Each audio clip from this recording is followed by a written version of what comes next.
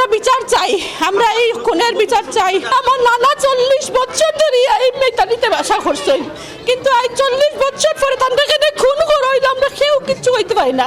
আমি তো জানি না তার সাথে দুশ্মনী আসছে বলি আমার মনে হয় না, জানি না। এখন এই বয়স্ক মানুষ, উনি 90 বছর বয়স, উনারে কেন খুন করা হইলো আমরা জানি না।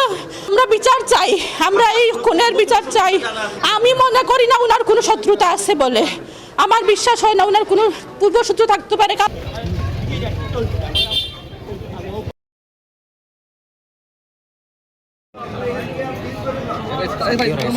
এরকম নৃশংস হত্যাকাণ্ড আমরা কখনোই কাম্য করি না।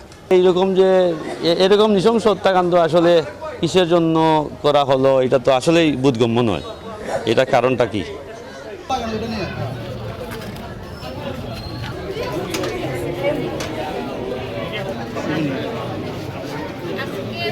আমরা মনে করেছিলাম যে এই এলাকা সবচেয়ে সুরক্ষিত এবং ক্যামেরার আওতায় আছে, যার জন্য এই এলাকা সবচেয়ে বেশি সুরক্ষিত। কিন্তু এখনও আমরা স্তম্ভিত হয়ে গেছি যে আমাদের প্রবীণতম একজন মুরব্বীকে এরকম হারাতে হবে।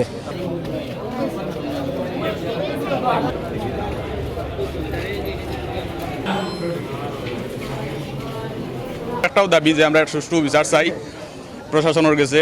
যে ওয়ার্ড্রপ অথবা হলো যে আলমারি যেগুলি আছে এগুলি খোলা আছে, মনে হচ্ছে এখান থেকে কিছু স্বর্ণ অথবা অন্যান্য যদি কোনো দামি জিনিস থেকে এগুলি সরানো হয়েছে।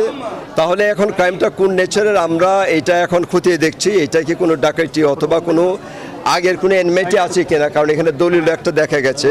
তো এইটা আমরা পারিবারিক কোনো আগের মধ্যে শত্রুতা আছে কিনা এটা আমরা খতিয়ে দেখছি। অর্থাৎ কোনো হলো যে অস্ত্র দিয়ে তাদেরকে হলো আঘাত করেছে। অস্ত্র এখন পাওয়া, যেটা এখন আমরা ক্রাইম সিনটা দেখছি।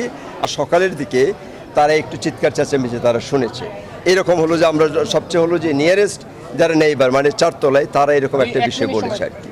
এইটা হলো যে আমাদের একটা ক্লু হতে পারে। তার মানে বিষয়টা ঘটনাটা এখনও যদি আমি এক্সাক্ট টাইম আমরা এখনও না জানলেও সকালের দিকে বিষয়টা হতে পারে বলে তাদের এই ভাড়াটিয়ার যে কথা মতে এরকম ধারণা করা যায়।